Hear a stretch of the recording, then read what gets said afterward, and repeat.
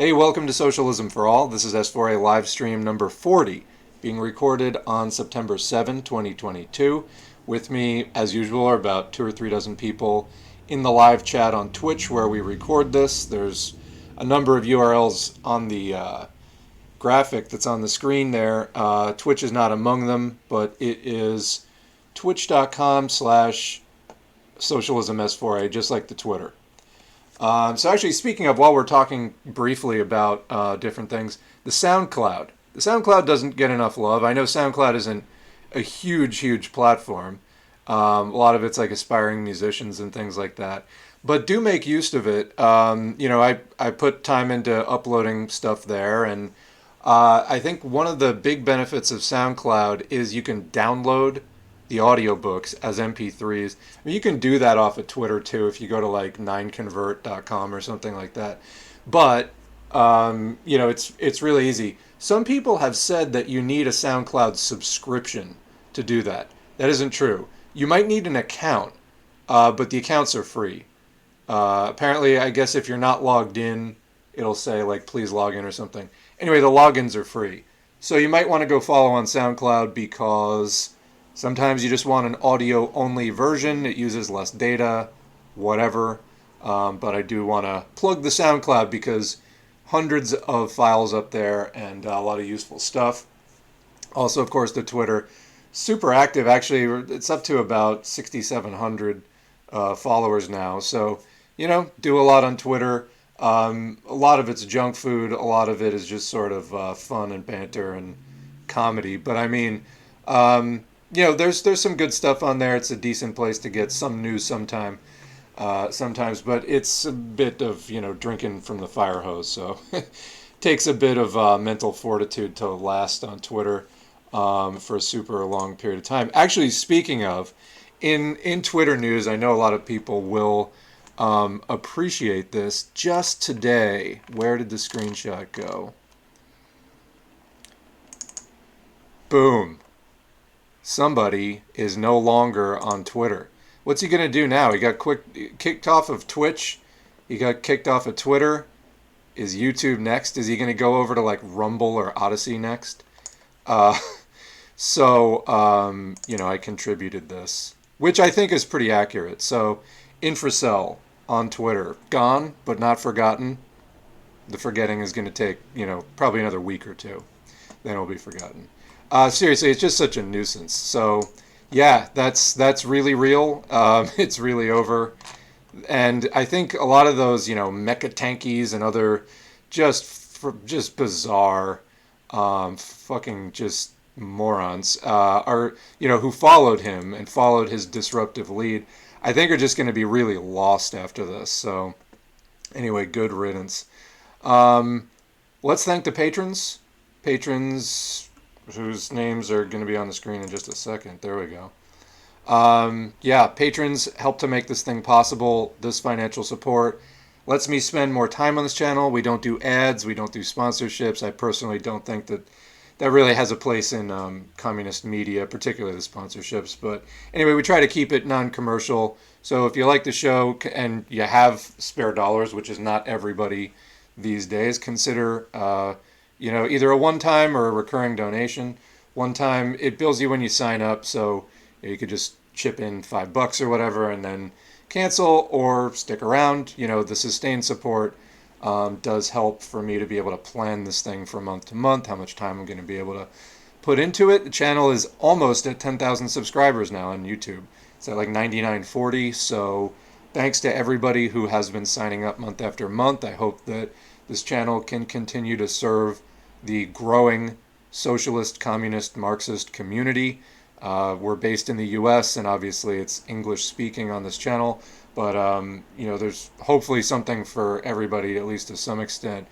And I do hope to cover more of the, there's a lot of larger revisionist parties, which still do some good things. I'm hoping to get into more coverage of some of the more smaller and underground things that maybe can be built up over the next decade towards, as we like to use the hashtag Revolution 2030, maybe have a moment for Marxism again by 2030. But anyway, as far as the sustained supporters, people whose names are in yellow have been going for a year or longer. People whose names are in green, just hit that this month, have been supporting for 2 years or longer. So thanks to everybody. And then, of course, engagement counts, like, share, subscribe. That helps YouTube to recommend this content to more people, puts it in more people's hands. So I'm just super thrilled that so many, thousands of people are showing up to learn about and be enthusiastic about this content. So that is a little bit of housekeeping there. Let's go back to the main screen, which is, cursor was already over it. All right, so we're going to talk about a few things in this stream today, which include COVID-19. As always, is ongoing. The pandemic is not over. COVID is not over. It's ongoing. It is persisting. Currently, the 6-month plateau that we've been in is in minor decline. It may continue, it may not, but most likely it's going to be back as we head into like late October, November, December. This thing comes in waves. Although, like I said, it's been really kind of the most sustained plateau as BA2, then BA4, BA5 came in, and just people's immunity, this thing is more immune evasive now than it ever was before. People just don't have the immunity. It can dodge your immunity now. There's also research showing that people who have had the infection, the booster shots may not be as effective. So we're getting into some complicated territory at this point where, as far as managing this pandemic with a vaccine-only strategy, which was always a bad idea. You need vaccines to mitigate against the worst outcomes for the people who inevitably will end up getting it. But that can't be like the main pillar of your approach with something like this. When the vaccines don't stop transmission, you got to do something separate. So that means masks, that means test to stay, that means lots of different things all the way up to, excuse me, in the most severe cases, targeted lockdowns. But there's a lot of things which are not lockdowns, which are also effective. And honestly, the USA has just gone really hands off at this point. So anyway, we're going to talk about COVID-19, have more articles to get caught up, and probably will for the next several weeks, honestly. We're also going to talk about, probably the other thing is, you may have seen the community post on the S4A YouTube about another Scottish Marxist, Paul Cockshott, with 2 T's at the end. It's taken it upon himself to do a 5-part video series maligning the LGBTQ plus community. And basically, I've not watched the entire thing at this point. It's hard to listen to just some hateful bastard just rambling on.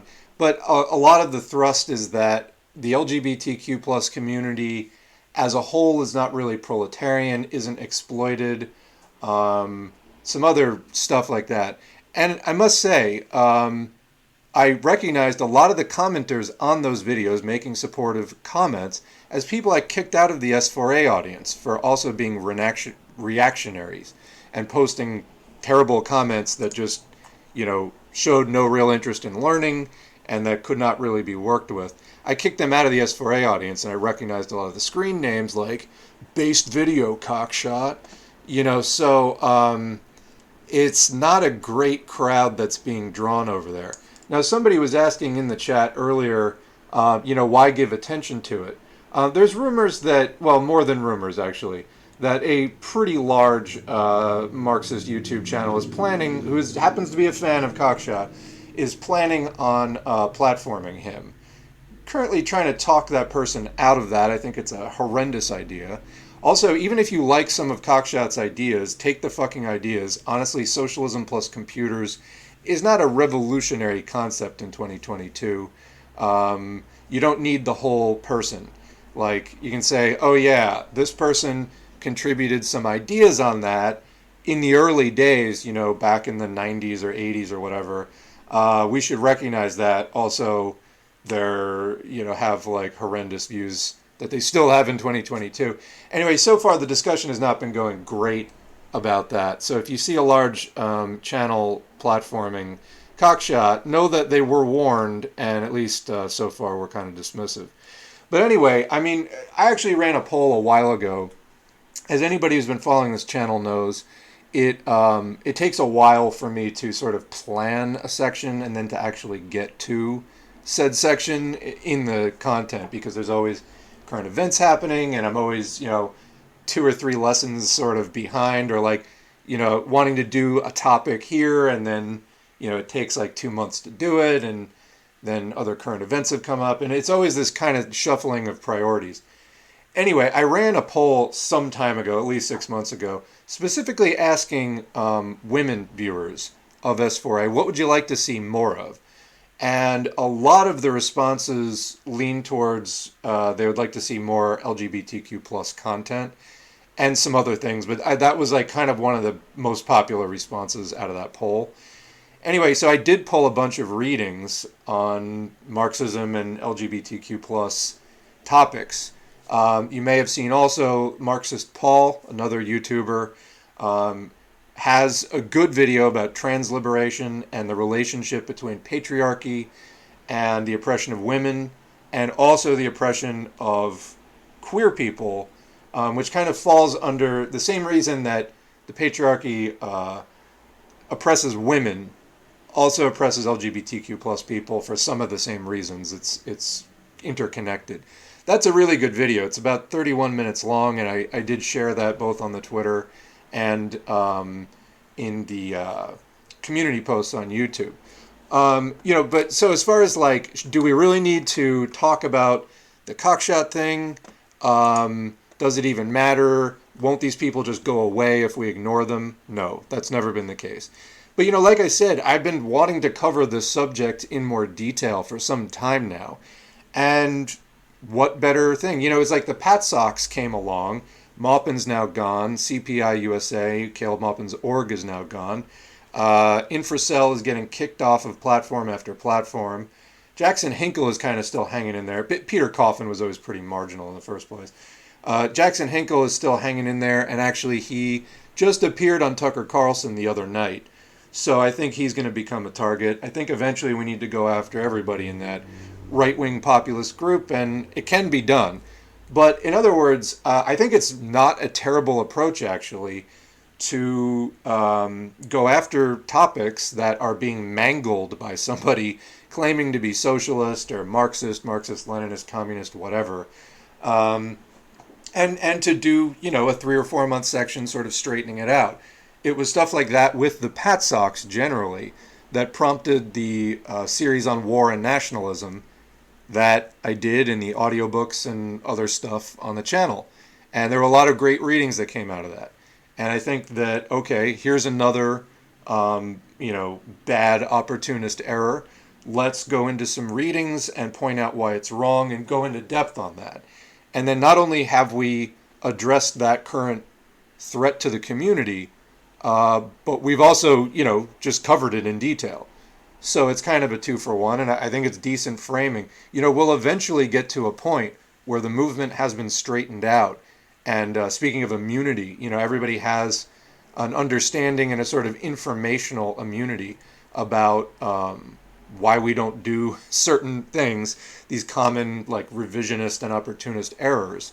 And we'll just keep taking them one by one. And again, we'll see where we're at, as we get closer to 2030 with all this. But it will take time. The movement is growing after a long period of dormancy, breakdown. I mean, we're kind of having a revival. It's only natural, with this, a lot of the lineage, the transmission intergenerationally has been broken of, workers' struggle, not just in the U.S., but in a lot of places. Fell into bad revisionism several decades ago. Around the time that we had neoliberalism, are still having neoliberalism. So we got to address that, we got to rebuild, and we'll take on these errors one by one. It's not going to be easy, it's not going to be an overnight process, but it can be done. And for those of you who are ready to move on to other stuff, like you already get it, that's fine, but this needs to go on the record, and we will straighten out these errors. Just to give you some idea of what we're talking about with that, we'll get to this later. That's the Cockshott's channel, And these are the 4 videos he's put out. Apparently there's a 5th that is planned. You can see there the second from the left, just simply the CIA celebrates Pride Month, and the title of the video is A Fake Left. I'm sorry, if you can't understand the relationship between the bourgeoisie doing PR for themselves and like trying to look inclusive versus like the existence of LGBTQ plus people, which is literally timeless, then you have just no business making videos. You have a thoroughly bigoted bourgeois understanding of, and it's just trash. It's trash. But actually, speaking of, there was the thing that I posted, in fact, on the community tab. I might as well just put it in the video here while we are talking about it. Where'd it go? I think it's this one. Yeah. So this is an example of like, people are like, oh, can't we just ignore it? No, you don't want to ignore this. So you see down at the bottom where there's a little heart and a picture that is the same as Cockshott's avatar. That's the love feature. So when you have a YouTube channel, you can let the commenter know that you, the channel owner, read their comment and are acknowledging it or whatever. I use that comment extensively, or so that feature extensively, to engage with people and just let them know that, yeah, I read your comment, and I mean, I might not have agreed with like every word, but your comment was like pretty good, and I sometimes follow up with a comment, sometimes I don't. But you know, so I make extensive use of that feature. Cockshott, on the other hand, replies to many comments. This was one of the only ones that he loved. And so I think that there's a feature of this comment which he did not write, but which he did love and singled out for his affection, that I think goes to show, like, I think this is some of the stuff he wants to say but can't come right out with. That's what it tells me anyway. Anyway, so, you know, content warning, like, this is pretty rough, but I'm going to read it out loud. So this is by Cody Edwards. Don't recognize the person, but whatever. Acceptance of homosexuality and other sexual, quote, identities. Oh, so now identities is in dispute. Are you saying homosexuality doesn't exist? Like, what is this? Or are you saying identities in quotes, like it's not really something people are, it's a pathology? In other words, the standard bourgeois view of that. Anyway, seems to coincide with the creation of new markets. Okay, but acceptance of homosexuality, actually this was a much more normal thing prior to class society, as far as we can tell. It's the rise of class society and you know, all of the exploitation and oppression and having to manage property. That's why it got excluded in the first place, or at least publicly excluded. Of course, the ruling class has always had certain privileges as far as being able to dabble in at least homosexuality. So as far as acceptance, I think you should put acceptance in quotes as well, because there's always double standards about that and have been forever. This is a part of human nature. Not everybody feels it as strongly. You know, people exist on a spectrum in terms of their who they're attracted to and what kind of experiences they have and how they feel about it. But I mean, it's a pretty strong current in as far as human experience goes. Anyway, so they go on. Modern sexual, quote, identities are just consumer brands. No, wrong. Like what? Being two-spirit LGBTQ plus is no different than being an MCU fan. So first of all, like, who's writing this? You know, you're making a Marvel Universe reference. This is probably some like 19-year-old white guy from Reddit. Also, I find it ironic the inclusion of the 2S, which is not always there. That is a term from Native American culture. Like, not exactly the most bourgeois, capitalistically minded background. So saying that that's no different than being an MCU fan just betrays enormous ignorance. Anyway, both identities, being an MCU fan and who you love and are attracted to, according to this person, are, quote, actualized through the purchase of commodities. No, not at all. In fact, being LGBTQ plus is completely independent of what you buy. It has nothing to do with it at all. Nothing. Being gay is not about buying things. Not at all. Anyway, continuing. The only reason why, quote, trans is a thing is because the medical industrial complex exists and has ideological factories that are so effective they were able to convince a significant section of the population that men can become women if they blast their endocrine system with exogenous estrogen and wear a dress. So, hate. This is a hateful comment. And also, again, drowning in ignorance. So, in other words, this person thinks that the medical industrial complex is, waging this conspiracy basically to like brainwash people so what? They can sell hormones to people? Do you know anything about how hard it is for people who are, trying to get hormones to get them? Do you know the kinds of exclusion and prejudice that trans people face in the medical system? Really, throughout society, but including in the medical system? There's just nothing about this rings true. It's ass backwards. Again, Paul Cockshott chose this to single out for affection. It was probably the most backward comment on the entire video series, though it may have been outdone, I don't know. But it's up there. It's top 3 most ignorant and hateful comments. And it's the one that he chose to love. Continuing. State-subsidized breast implants for men. What? And double mastectomies for emotionally disturbed preteen girls are considered human rights issues. It reeks of just incel rage. This is what, who's this person listening to? Jordan Peterson? Where are they getting this from? Where are they getting it from? Anyway, expressing any level of dissent to anything LGBTQ. What do you mean level of dissent? Gay people exist. Trans people exist. Bi people exist. Queer people exist. What do you mean you're dissenting? No, you just hate them. That's it. That's what you're saying. It's not dissent. It's just hate. Anyway, will often result in public condemnation and humiliation, followed by the loss of a job or destruction of a small business. Yeah, you have the right to free speech, not the right to freedom from consequences. Not everywhere, but in many places, there is a substantial community of people organized to help protect LGBTQ plus people who have to face hate and discrimination and even violence and possibly murder from people like you. Okay? I don't know where this person falls on that spectrum of, how intense is their hate, but we know, gay bashing is a very real thing. And then it gets internalized too. And the rates of suicide and severe mental illness tend to be much higher because of the disapproval, whether it's getting kicked out of a family or like whatever it is, the rates of homelessness are higher for the LGBTQ plus community, especially trans people. So fuck you. And, if your small business is making a stand against some of the most marginalized people in society, I'm sorry, but you're just wrong. And you're probably motivated by ignorance and hate. There's no, as far as making this a, quote, human rights issue, your bigotry is, defending your bigotry is not a human rights issue. You don't have a right to that. So don't be surprised if people get organized to push back on it.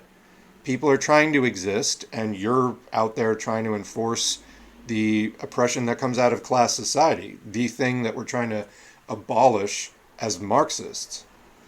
I don't think a lot of people get, it's a kind of, talk about class reductionism. Like whatever this person's idea of Marxism is, clearly doesn't go to abolition of the family as we understand it, and all of the deeper things that will result as we unravel class society and create a new, freer and socialist society in its place. They're not ready for any of that. They have a very narrow concept of what is included in that. Anyway, continuing, LGBTQ, especially the T, so they're singling out trans people always, is extremely effective, now here it gets bizarre, as a mechanism for disciplining the working and middle classes. Excuse me? What does this mean? Do you even know a trans person? Have you talked to them at all about their experience? And finally, the cherry on top to cap it all off, LGBTQ members, like it's just some society they've joined rather than just who they are, themselves are the ideological and actual shock troops of capital. Are you fucking serious? It is a deadly alliance. Wow, deadly. So what? LGBTQ people are now targeting you for death? I think you have that the other way around, of lumpenproles and bourgeoisie. That's what Paul Cockshott chose to highlight as far as loving the comment. So this is what his video series attracted. It's what it was meant to attract. I know that we said we were going to get into this more later in the video. I wasn't expecting, I guess once I ripped the top off, might as well just dive in. This is what we've got. This is dangerous. This is not the kind of thing, reactionary nonsense that we should be tolerating. Let's get into the article I was going to do. I'm not sure if I'm going to be able to get all the way through it, but now that we're rolling, let's just roll. So there is an author, Comrade René, runs a blog, René Georges, wrote an article, somebody I occasionally correspond with over Twitter. Paul Cockshott, an intellectual for imbeciles. This is from January 4, 2021. And if you want to read the whole thing, I'm not sure we're going to get to it. You can just look it up by that. Really, somebody was actually asking for, like, can I put things, as links? And I'm like, it's in the video. I mean, honestly, anything that you need to find these articles is in the video. I give you the full title and author and everything. All right, anyway, by the way, before I get into this, not to get off too much on a tangent, somebody was complaining that they couldn't read all of the text on your mobile phone. Sorry, I do what I can, but I can't make your screen bigger. So, maybe the problem, I don't know if anybody's seen that David Lynch clip where he's like, you're watching a movie on a telephone, get real. I mean, honestly, I think you just have to accept that watching things on a phone has certain limitations. All right, that said, let's read René's article and get a little bit more of an insight into Cockshott's past, because it didn't start with this video series at all. He's been up to this for a long time. All right. Let me preface this by saying that the communist movement in the modern day suffers from a lack of leadership, particularly in the ideological sphere.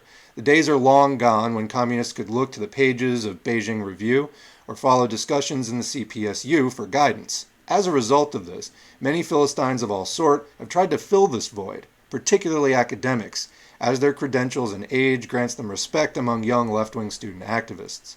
One such example is Slavoj Žižek, who is nothing more than a dancing clown for intellectuals.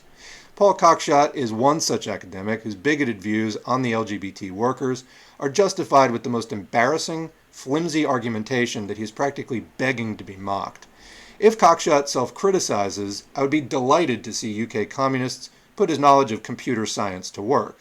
If he does not, and continues to spread his reactionary views on LGBT and immigrants, and I'm sure he will, his oeuvre can be totally discarded since it amounts to little more than socialism with computers. I seriously doubt that there are any communists today who would deny the importance of modern technology in building socialism. Nevertheless, let me begin by stating what should be the obvious conclusion for any communist confronted with the question of the LGBT community and communism. Premise 1. Trans people are overwhelmingly workers, exploited above the average rate, which will be discussed later. And premise 2. Communists fight for the workers. Conclusion. Communists fight with and for trans people. We could attach all sorts of conditions to this conclusion, such as not being an informant, but these would be conditions applicable to anyone, not specific to the LGBT plus community. Nowhere in this argument does a need arise for philosophizing about sex or gender, nor for analyzing Google Word analytics as Cockshott does. Of course, communists are welcome to do so, provided that they do not veer into liberalism or reaction. The only way to refute this argument would be to prove either of these premises false. Cockshott, like any rogue intellectual, is forced to dance around the facts and resort to metaphor and various non-arguments. I will take him point by point. In the works I could find references to LGBT people. And so René lists some of the sources here. I'll just say Cockshott has had a section on his website about this for some time. I think that he changed it after getting more criticism in recent years. But it's really horrendous. Anyway, continuing. This Google Doc, sourced as Google Doc, this series of posts on gender 1, 2, and 3, and this post on the, quote, LGBT lobby, or lobby. Then we shall quickly look over his history in the communist movement, as well as some of his other positions that echo the British bourgeoisie. My criticism of all of his points will come from three sources: criticizing the use of certain arguments that go against the logic of Leninist practice, the empirical data concerning particular arguments, and lastly, why the particular argument is incompatible with certain others. It is clear from Cockshott's writing that he does not have the faintest idea of Leninism, materialism, or even self-awareness, and as such should not be taken seriously on these subjects. In the interest of full disclosure, I've personally conversed with Murray over political matters, and while we diverge significantly on American issues, we are in agreement over LGBT people. Somehow, Cockshott betrayed his chauvinism in a Facebook group controlled by Murray, and when he got booted, he was irritated enough to feel the need to comment on it in the Google Doc linked above. Cockshott resorts to every manner of demagoguery in order to avoid the main question, that of the causal link between LGBT people's existence and the bourgeoisie. Since he cannot establish such a causal link, he relies on the weapons of insinuation and slander, as well as fallacious argumentation and distortion of the facts. As for the relationship of Leninism to issues, which will be examined in better detail later, let me share this citation. Quote, "Only those who are totally incapable of thinking, or those who are entirely unfamiliar with Marxism, will conclude that therefore a republic is of no use, that freedom of divorce is of no use, that democracy is of no use, that self-determination of nations is of no use. Marxists know that democracy does not abolish class oppression, but only makes the class struggle clearer, broader, more open, and sharper, and this is what we want. The more complete freedom of divorce is, the clearer will it be to the woman that the source of her domestic slavery is not the lack of rights, but capitalism. The right to divorce, like all democratic rights under capitalism without exception, is difficult to exercise, is conventional, restricted, formal, and narrow. Nevertheless, no respectable social democrat would consider anyone who repudiated this right a democrat, let alone a socialist." That's quoting Lenin's A Caricature of Marxism and Imperialist Economism. Argumentum ad antiquitatem. There we go. Cockshott begins, quote, "I appear to have been blocked by a certain Let's start that again. I appear to have been blocked by a Marxism-Leninism group. I suspect that my offense was to have criticized Stonewall and the LGBT movement as bourgeois." Anyway. That and refusing to say that the Soviet sexual offenses of law of the 1930s was inexcusable. The LGBT movement is the holy of holies for, again, just dripping with contempt. The LGBT movement is the holy of holies for U.S. Marxist-Leninists. That is one area where applying class analysis is considered not only bad taste, but absolutely reprehensible. On the Lenin and Stalin period in the USSR, they are like restoration of the death penalty, no problem with that, really. Suppression of the socialist revolutionaries and Mensheviks, just great, 600,000 executed in 30 years, bring it on. You know, I think this is not in the best of faith, let's put it that way. Let's continue. Pass a law to stop priests buggering novices. Well, that's going too far. That's inexcusable.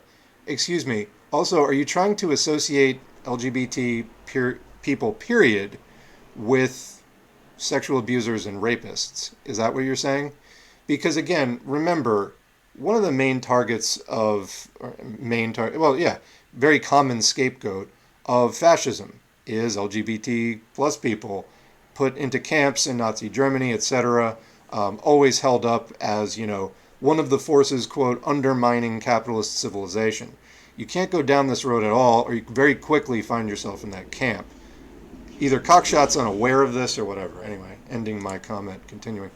So back to René's commentary, ending the Cockshott quote. Cockshott's unwilling to turn class analysis inwards, that is, to examine how his own labor aristocratic nature as a first world academic limits his outlook, permeates his writing, with all manner of petty bourgeois prejudices. We'll come back to this hypocrisy later. The reason the LGBT movement is the, quote, holy of holies, Cockshott draws many parallels between trans people and Catholics, despite the fact that he is perfectly in agreement with the Catholics, in the U.S. is because it is the simplest litmus test for new communists. Anyone who harbors prejudice against LGBT people will sooner or later out themselves as a chauvinist on other issues as well. Applause. That is true. There is a great deal of overlap, and that's not to say that you can't work on your chauvinism, but it does mean that it is a pretty good litmus test for like how many backward views do you have. Okay. There's a great deal of overlap in the U.S. between the anti-LGBT, quote, communists and the anti-BLM and anti-immigrant, quote, communists, which René is going to demonstrate Cockshott may fall into all three of these categories. These people are infiltrators and wreckers, and the question of LGBT issues is the quickest way for us to identify them once they have outed themselves. On the other hand, Cockshott doesn't mention the fact that the Soviets had a limited scientific outlook, which equated homosexuality and pedophilia, or at the very least viewed homosexuality as a disease. Looking back, we can understand that this was the norm at the time. We can hardly fault Stalin or anyone else for accepting ideas that were common in their day. The only thing that we can do is not repeat those past mistakes. Nobody's questioning anti-pedophilia laws that would encompass, quote, priests buggering novices. But Paul seems to be implying a link between homosexuality and pedophilia that has zero supporting evidence and is in fact believed solely by the most rabid bourgeois spokespeople. Look at it today, the whole groomers thing that the Republican Party in the United States is doing. I got called a groomer literally today for speaking in favor of sex ed in schools. So, yeah. Paul is also totally hypocritical in his argument by association, as, quote, gender-critical feminists frequently cavort with open fascists and do not hesitate to take lucrative professorships or government funds. In fact, Paul positively refers to an AIDS denier in the lobby piece, reasonably making him a quack by association. Cockshott also reveals his opportunist nature right away in this document, since he is clearly claiming a class analysis of the LGBT movement, reveals it to be bourgeois, state-sponsored, and promoted by the CIA. On the other hand, he tries to present himself as merely accusing it of exercising, quote, undue influence. Oh yeah, the gays are okay, just, be gay more quietly, I guess. And claiming that LGBT rights are not threatened in Europe, laughable in itself even if one excludes Eastern Europe from the equation, implying that it merely needs to be diminished in propaganda. So So post here from Cockshott. Gender ideology. What is gender ideology? Do you know that we're in fact drowning in pro-heterosexual, quote, gender ideology? We're drowning in cisgender, quote, ideology. Do you know that? This is that meme of literally the Disney movie where a man and a woman are kissing, not ideology. Two women or two men kissing, quote, ideology. This is a, quote, Marxist doing it. Anyway, gender ideology poses a huge threat to the cohesion of the left, says Cockshott, and to the very constitution of socialist politics in the USA. What? The whole ideology of gender could not act in a way more destructive of the socialist movement if it had been explicitly designed by the CIA. Okay, I think a period's supposed to go there. It could not be more destructive if it had been explicitly designed by the CIA. So actually, the LGBTQ plus movement, while not explicitly Marxist in and of itself, I think many LGBTQ plus people do make their way over to socialism, understanding that some of the oppression that they face is, coming from capitalism, etc. I know that a large portion of the S4A audience, there's a significant amount of LGBTQ plus comrades, and you are welcomed here, honestly. This is a movement created by people fighting for their lives. And you're saying it's like, oh yeah, if the CIA made it, it couldn't have been more destructive. It's just such wanton ignorance, and I don't know how you can be well-read or just even up on current events and have a view like this unless it's underpinned by some other hatred. Anyway, I think it can only be defeated by sustained polemic. A large part of this is already underway by feminists. Let's remember, Cockshott's from Turf Island. So he's referring to the TERFs here when he says that feminists are attacking, quote, gender ideology.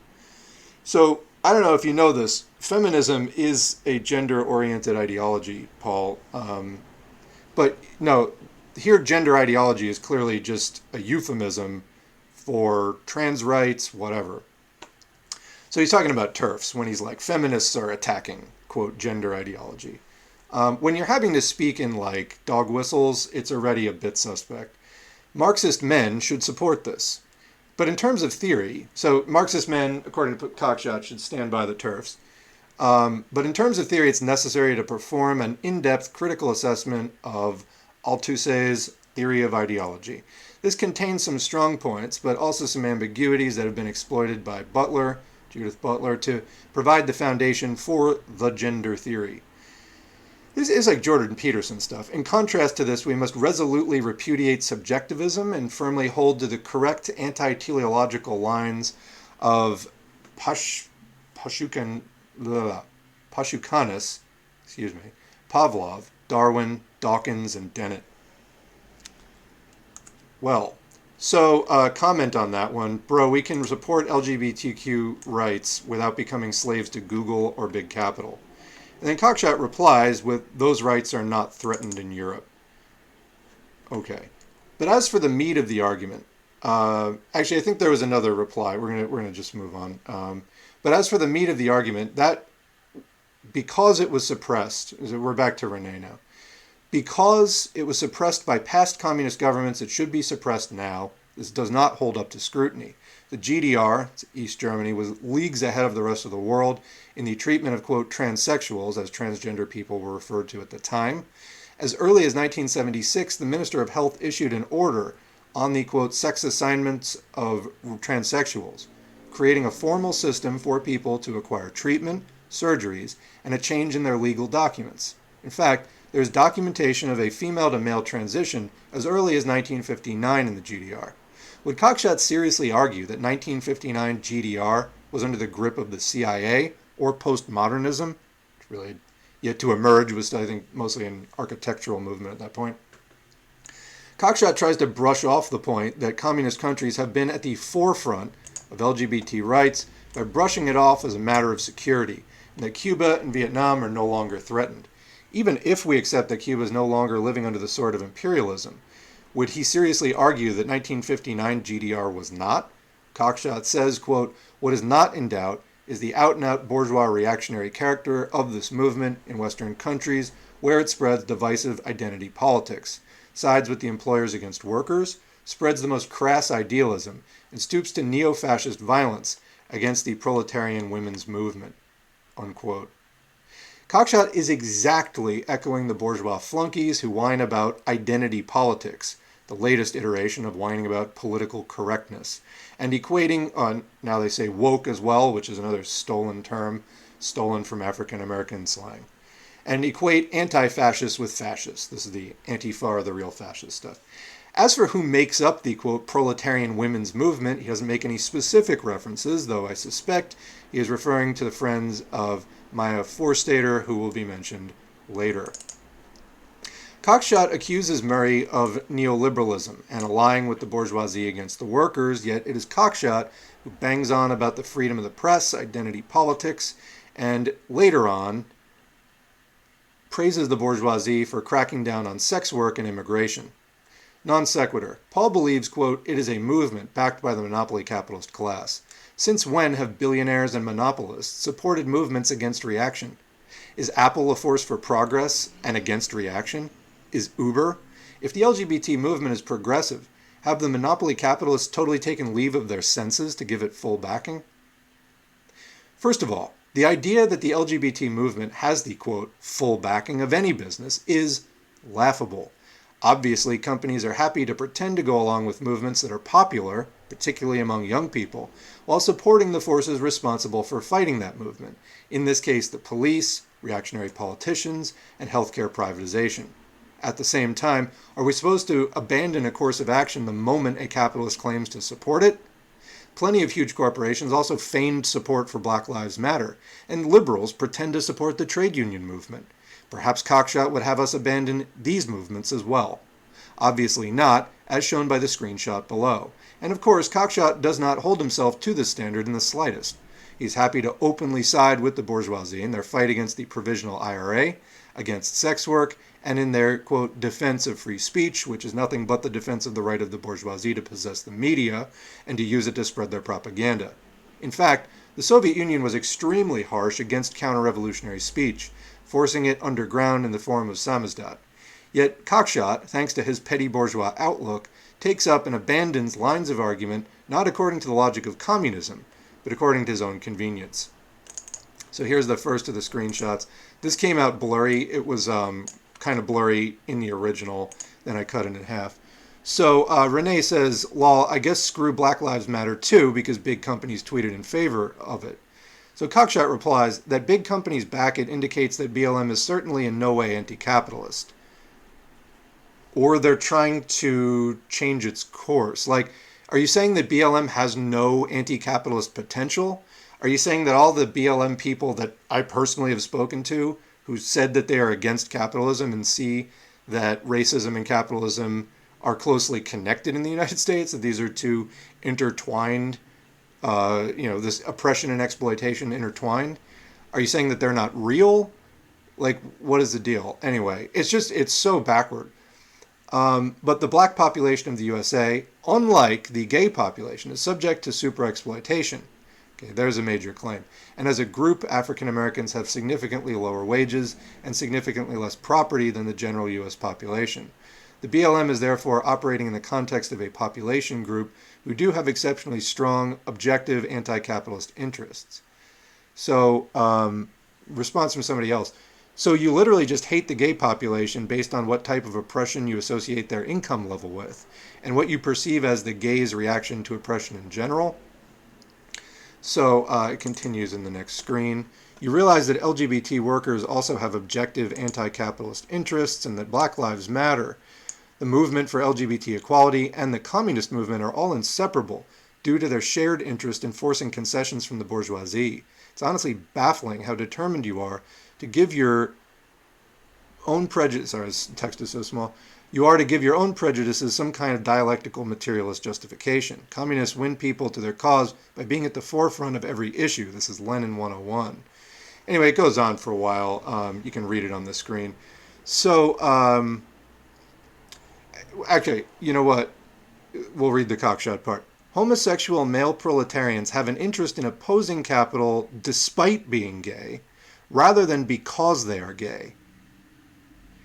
You know what? We're gonna move on from that. Okay. Argumentum ad ignorantium. Cockshott argues that since we do not have conclusive evidence regarding the brain scans of trans people and whether there is a detectable biological difference between them and cis people, we have to resort to his opinion that trans people do not exist, or if they do, it's a mental illness, implying the need for conversion therapy, which is rejected by every credible scientific body. Of course, he cannot openly advocate this because he knows that he would be outing himself as the quack that he is. Argumentum ad nauseam. Quote, does the LGBT movement advocate a higher mode of production? Clearly not. In what way is this therefore progressive? Well, I mean, LGBT people who have embraced Marxism do in fact advocate for a higher mode of production. Anyway, it's absurd. So here Paul betrays his utter lack of knowledge on Leninism. I quote Lenin's What is to be Done. Perhaps Paul should read the section on freedom of criticism as well. Working class consciousness, quoting Lenin, cannot be genuine political consciousness unless the workers are trained to respond to all cases of tyranny, oppression, violence, and abuse, no matter what class is affected. Unless they are trained, moreover, to respond from a social democratic point of view and no other. The consciousness of the working masses cannot be genuine class consciousness unless the workers learn from concrete and above all from topical political facts and events to observe every other social class in all the manifestations of its intellectual, ethical, and political life. Unless they learn to apply in practice the materialist analysis and the materialist estimate of all the aspects of the life and activity of all classes, strata, and groups of the population.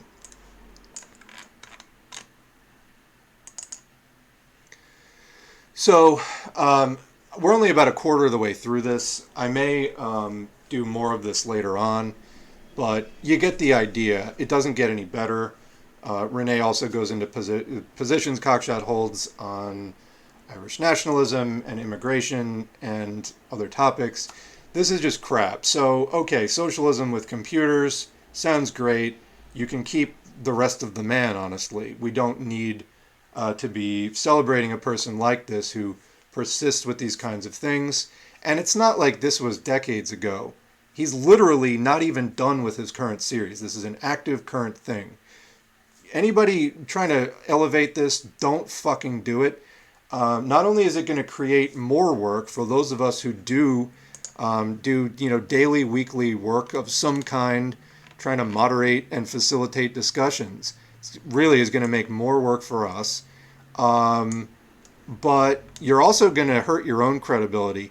Really, the movement, even as it is today, has moved beyond the need for people like Paul Cockshott, and we've moved on into full-on fighting these kinds of views.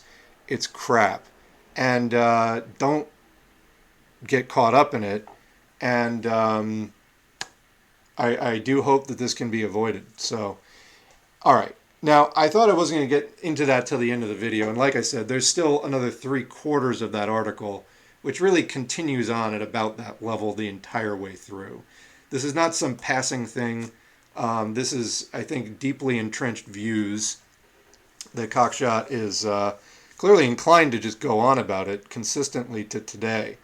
And he doesn't have a huge following, on his own. He wrote a kind of influential book, I think back in the early 90s, envisioning socialism beyond the USSR. I know a lot of people liked that book, but that was 30 years ago. And you can like that book and reject everything else and stop promoting the guy. You know what I mean? So, but as far as actually when the larger channel show host, who I'm sure you all have listened to at some point, was confronted about this so far, their position was, well, take the good and leave the bad. Well, no, it doesn't really work that way. As far as like bringing that person onto your show, you're not taking the good and leaving the bad. You're bringing the whole person onto your show. So if you really want to take the good and leave the bad, then just cite a few of the ideas with the caveat that the rest of their work is reactionary trash. That's how you take the good and leave the bad. You have to clearly call it the bad and separate it out. Like that approach, in effect, when you're just like, oh yeah, take the good and ignore the bad. It's like, no, that's not correct. Because you're just like, oh yeah, he had a good idea. Just ignore everything else that he said. Well, no. Because then you're going into willful ignorance at that point and just turning a blind eye to stuff within the movement that we really actually don't want taking hold. So no, don't do that. That's incredibly irresponsible and dismissive. All right, let's check in with the chat, and then we will move on for the second half into COVID stuff. Let's see where we're at.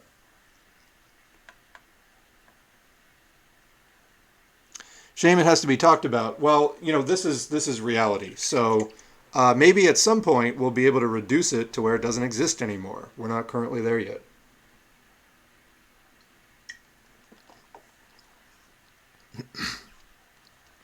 And like I said, when I polled the women viewers of S4A,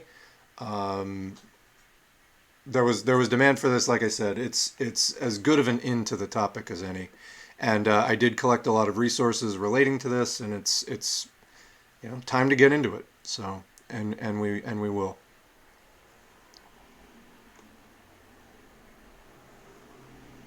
Yeah, Che Guevara's on T-shirts. That means that we should disavow him. Yeah, it's exactly that kind of thing. Like, oh no, the bourgeoisie allow LGBTQ plus people to openly exist in society. It's a bourgeois plot.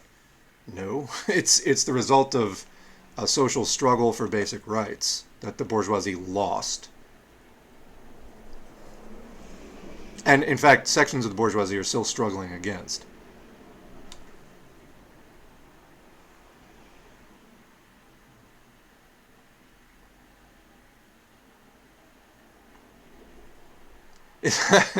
Is Ben Shapiro back from his re-education yet?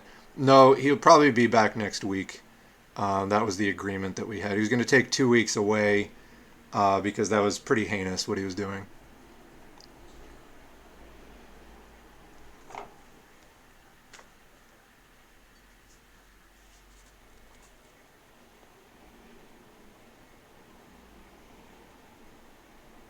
Can someone explain to me what's bad about lockdowns? They literally pay us to stay home. Like every worker should want that. Am I missing something? I hate when I hear people complain about lockdowns. I think that that's complicated. They don't always pay people enough to stay home is the start of the problem there. Um, and as well as just, I mean, in general, just a consciousness that does not recognize. We have an incredibly, individualistically minded society. We're constantly inundated with propaganda about freedom and this and that. So trying to do something like that for public health is completely contrary to what people are just blasted with 24/7. Um, yeah, again, there's a lot you can do that is short of a lockdown that's also effective. We're not doing really any of it. Allende beat Cockshott to socialism plus computers before could define socialism. Yeah, it's like you can get it somewhere else anyway. You don't need to like dig up this guy's garbage. And like I said, I'm just trying to lay some groundwork in case this guy does in the coming weeks get elevated. I want us to at least have people armed with some knowledge before he pops up.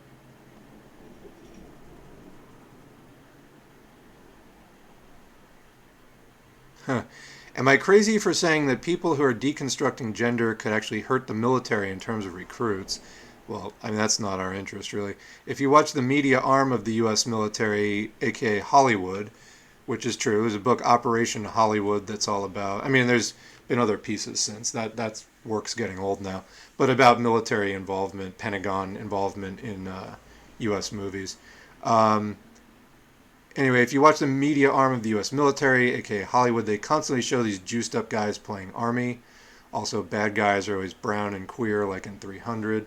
Yeah, I mean, this is always like, the foreign enemy with the accent or the darker hair or the darker skin or whatever, whatever it is. They're weird and strange and different and kill them. That's like the message of that media.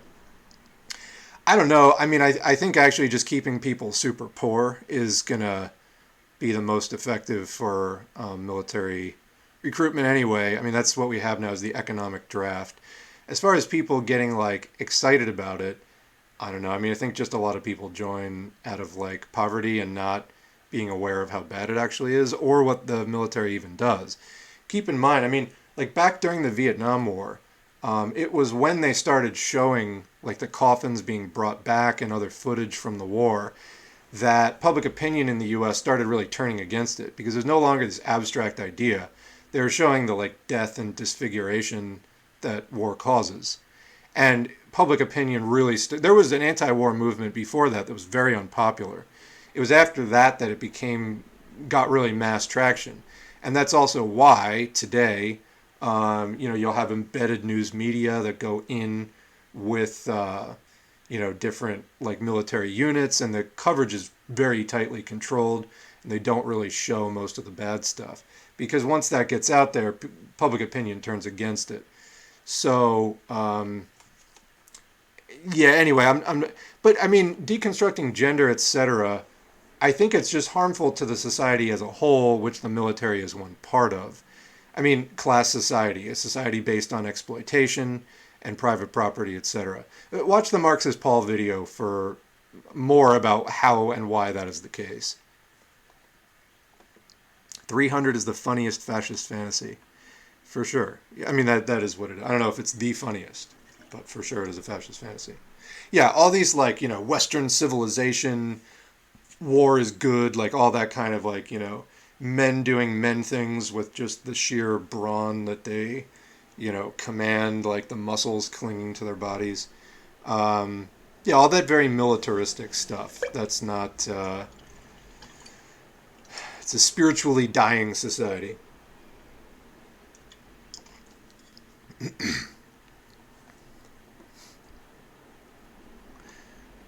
Let's see.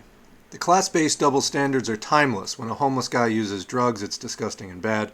But big bucks investors snorting coke is living the big life. So many examples of this. And sexuality shows it perfectly. Yeah. There was a tweet I saw a while back. It was like, what's something that is considered trashy when poor people do it, but like, classy when wealthier people do it? My favorite answer was divorce. But yeah, there are many examples.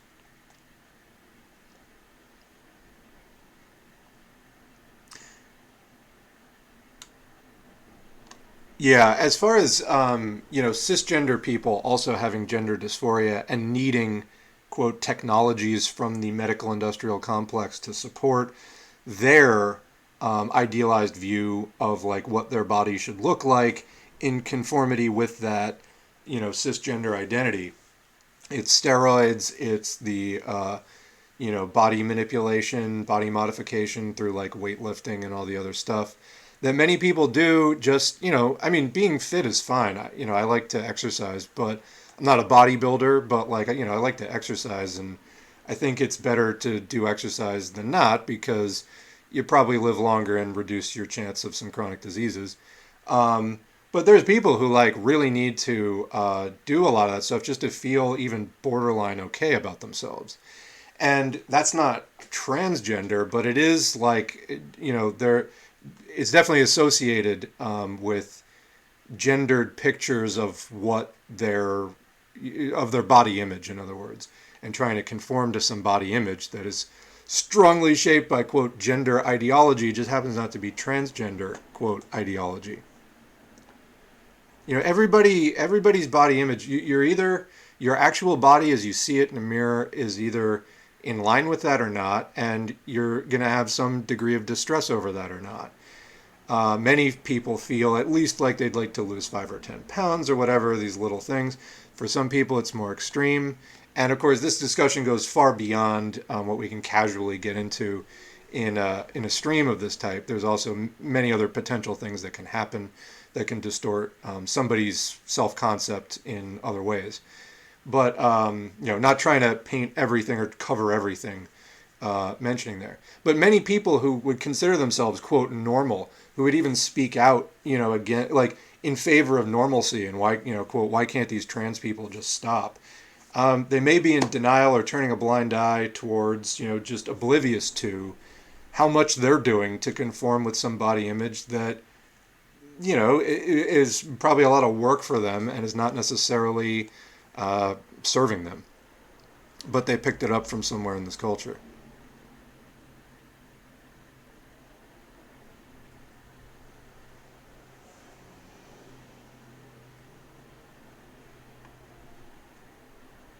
How long term of a goal is abolishing the nuclear family?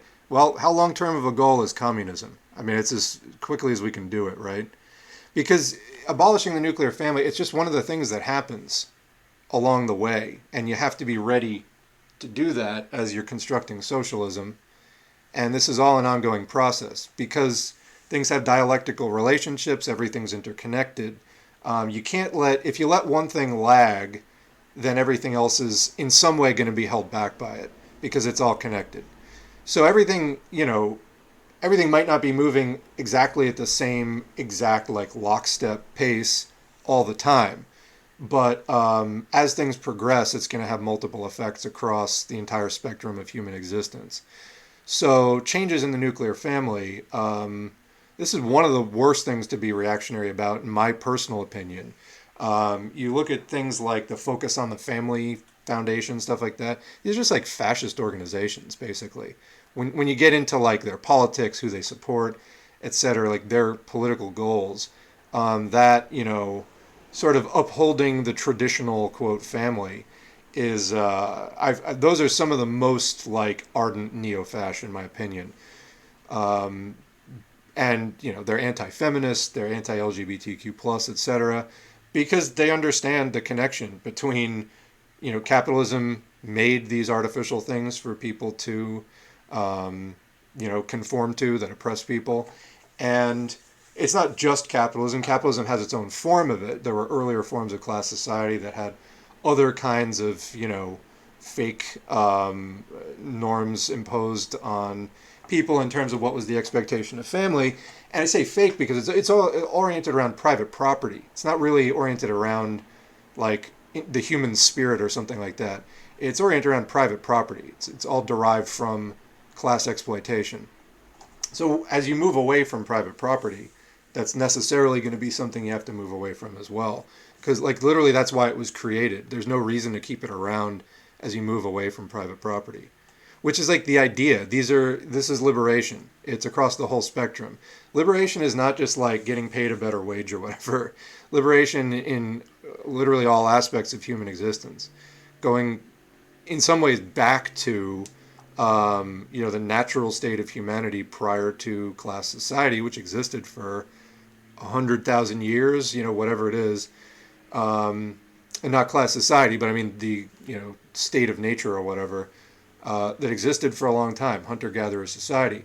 But doing that again, but with technology, and doing it with more mastery of the material environment, etc. But shrugging off, overthrowing the exploitative class society, which is this transitional stage from what Marx and Engels called primitive communism, which did not include hot running water, which I definitely would like to keep, through this transitional stage of 10,000 years of class society. The idea is to get to the other side of that, which is theorized to, undo the stuff that came with class society. I love how Engels from the 1800s was more progressive than this commenter. Well, I think that goes to show just how superficial and shallow, many, quote, Marxists' understanding of communism even is. They don't really get what they're going for. In fact, a lot of it has more in common with fascism. Fascism was very successful as far as being, and is still successful to this day, as far as being, revolutionary in its appearance and aesthetics, but counter-revolutionary in its content. They were able to really seriously distort and pollute, common ideas about socialism. It's a kind of fake socialism that, eschews class struggle and other things in favor of like racial and national struggle. It gives a radical air to traditionalist ideas that are completely reactionary. So, yeah, and then a lot of people do, which was the intent, I think, of fascism, do confuse those things with socialism. Because it's like literally the, Nazis in USSR are identical, I can't tell these apart thing. A lot of people actually exist in that world, and with that, misunderstanding. It's one of the things that we set up this channel to like help foster education and discussions about, dismantling that and helping to create a better understanding in its place. There's a lot of money still behind, putting out confusing fascist ideas that, well, I was just talking about, on Twitter, made a post about horseshoe theory is not real. This is the idea that the far left and the far right are sort of naturally similar, like a horseshoe, it curves around at the ends. I think horseshoe theory is not real or valid, but horseshoeification is. This is where the bourgeoisie takes the would-be political spectrum left to right, and the bourgeoisie takes the left end of it and bends it around so that if you start going left, the track just hooks you around to the right. This takes many forms. I think especially of stuff like Jimmy Dore, where it's like, okay, he's left of the Democratic Party on a few things, so all right, we're going left, but then you don't realize that you started out left, but then the track actually curved back around to the right. These are bourgeois distortions of, like, the left still exists. You just can't get there using that road. You have to take an off-ramp and, to actually get over to socialism, Marxism, communism. S4A is intended as part of that off-ramp. It's not the only thing, but it's like we need actual proletarian owned and maintained off-ramps to the left, because the bourgeoisie keep making all of these fake things that'll start out left and then they curve back around, and then you've been on your journey for a while, and then you find yourself, watching Tucker Carlson or in the Democratic Party or whatever. Yeah, we can't have that. We need people who try to go left to actually be able to make the journey and not get hooked around again by the bourgeois horseshoe. I always hear that these fascist types, not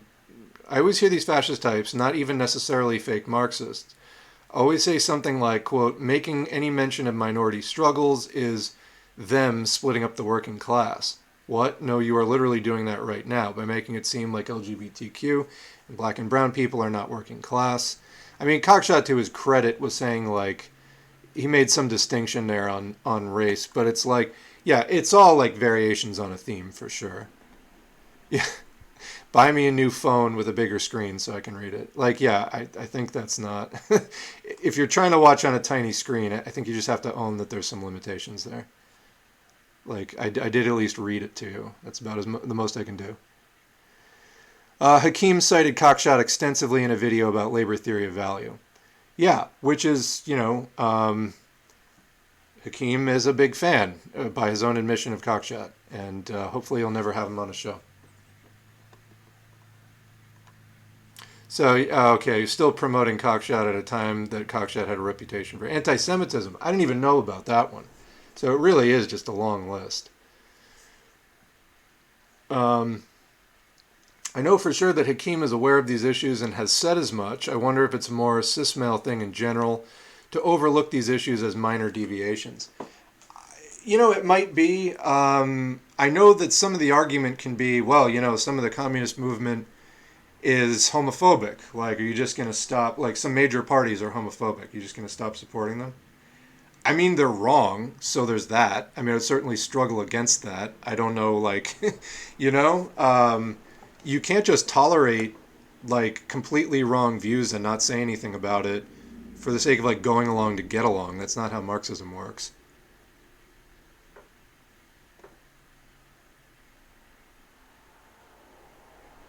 Like, these are fundamental issues, particularly if you're looking at support for socialism right now. I mean, it's just, I see it in the S4A audience. It's not just the S4A audience. I think, anyway, it's just, it's an insane position to take for many reasons. This reads like what I would expect if my far-right grandpa learned a little Marxist terminology and was pretending to be one. Well, congrats, you just described, like, the entire, like, PATSOC scene in general.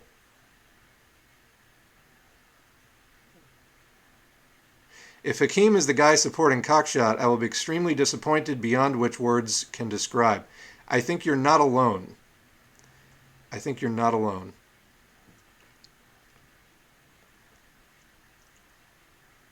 Cockshott learned the Marxist economics and terminology without challenging his long-held social views. So there's another thing the article eventually gets into, which is his involvement in the British and Irish Communist Organization, I think. There's many criticisms of that, if you want to look that up. One wonders if this comes out of a deranged but sincere misapplication of Marxist critique, or if it's just ex post facto justification for his bigotry. I'm inclined, in my opinion, to say the latter, because it's just, like, across every area. And it's also, like, he's been called out on it so many times. Like, so many people have attempted to correct the error, and he's just not having it. And it's just across the board, like, every common bigotry you can have, it seems like, is represented in some way. So I strongly suspect the latter. This is very common with old European communists. Yeah, this is part of, like, the sort of, like, boomer leadership that just needs to go. I think we basically need to rebuild, restart, rebuild, reboot the communist movement, and sooner rather than later. Like, I'm hoping by 2030 that we have something substantially new going. Being against, quote, gender ideology is in itself gender ideology. I find it so strange to imagine that someone who holds such prejudices would willingly come into contact with Marxist discourse. Well, I don't know what the journey is there. We know some of these people are doing it deliberately to try to muddy the waters on what is socialism. That's what I was talking about with fascism before. I don't know, but certainly these are the kinds of views which, if you actually stated them in a diverse room of Marxists, would not go over super well, to say the least. Yeah, actually, so another great point on the sex ed topic before. Sexual education prevents grooming. Consent is one of the first things taught in Nordic countries to kids as young as 5. These conservative parents are afraid of being called out on their abusive behavior. Well said. Yeah, and you're right.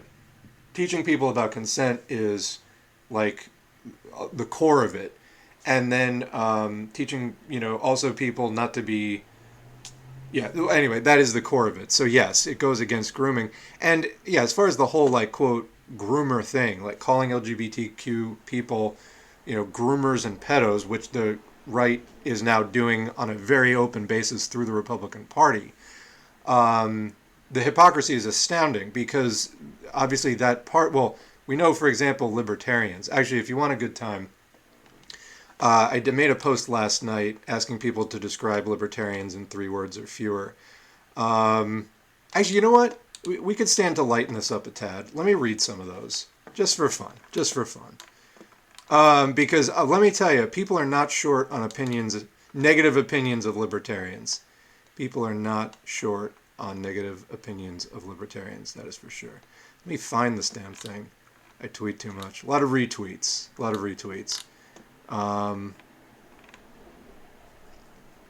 Here we go.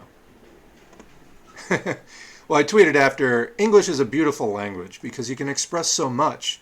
Empire-influenced idealist, aspiring petty tyrant, oligarch's little helper, Kirkland brand fascist, Bitcoin solves everything, stoner pedo-Nazi. Actually, it's a phebophilia, with just one word, libertarian. But people really chimed in with hundreds of excellent 3-word description, 3 words or fewer descriptions of libertarians, paper tiger, PragerU turbo capitalists, upper boog wannabes, thinks Biden's communist, despises government, but stimulus check lovers, doesn't understand capitalism, tips fedora, no adults present, completely hypocritical, pot-smoking Republicans, economic flat earthers, I don't wanna, future hell occupants, pot-smoking conservatives, right-wing anarchists, I'm self-made, fuck everyone else, I'm not sheeple, lower minimum ages, my, me, mine, Trudeau is communist, defines freedom differently, don't like taxes, brainworm-infested bootlickers, pot-smoking racists, what about me, incompatible with society, missed the point, no thank you, fucking Nazis fandom, completely fucking useless, pronouns my, mine, taxation is theft, cruel absolutist individualists, Republicans with drugs, stock market cultists, selfish man babies. There were a ton of just, yeah. Economics is magic. Racist capitalist shitbirds, excuse me. Vosh's hot takes. Republicans who toke, privileged and clueless. Got mine, sucker. Republicans with bongs, tread on them. Romanticized sociopathy. Minor attracted persons. Lol John Galt. Right-wing stoner. Masters of selfishness. Freedom through plutocracy. Nazi light, diet Republican, neo-feudalist, propagandized class cucks, astrologists of civics, illiterate selfish sociopaths, complete utter pedophiles, name was stolen, very good point, loud spoiled children, adolescent frat boys, I'm doing okay, economically illiterate egomaniacs, me. Yeah, so it goes on. The whole circus. So yeah, anyway. Libertarians are like one of those creations of the move into neoliberalism where it's just like head splitting. But yeah, we got onto that talking about consent, didn't we? That's why. Anyway, oh yeah, and the groomer thing, that's what it was. Yeah, you look at, the libertarian, that whole thing as far as age of consent laws, etc. It's disgusting. So the hypocrisy of the right wing, talking about groomers, also like the number of actual cases of grooming of like elected Republican officials who, have a wife that's like 25 years younger, who was their student or protege or whatever. It's astounding. So it's projection. That's the point. It's projection and hypocrisy. So back to the comments. This goes beyond class reductionism to straight bigotry. Yeah, and that's why I think it's clear it's not just an error, in my opinion. This isn't. I forgot to carry the one. This is pretty extensive, kind of a deep level.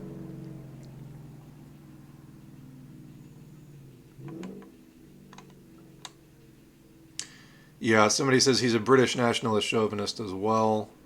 It's a particularly bad kind of nationalist chauvinist to be. His last org he was in wanted Irish Republicans put in concentration camps. I'm not joking.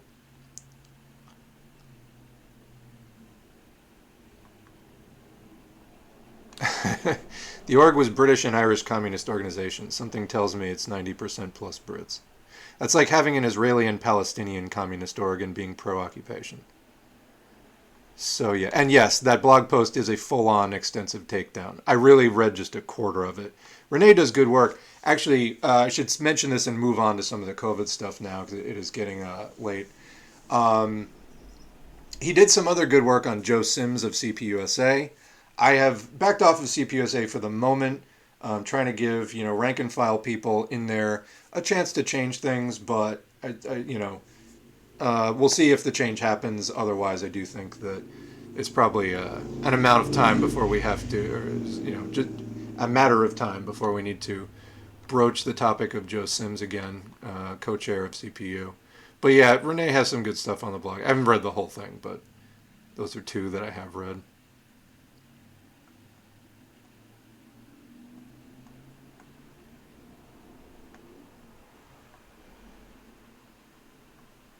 Yeah, and when Stalin was doing things 70, 80, 90 years ago is very different than doing them in 2022 with the internet.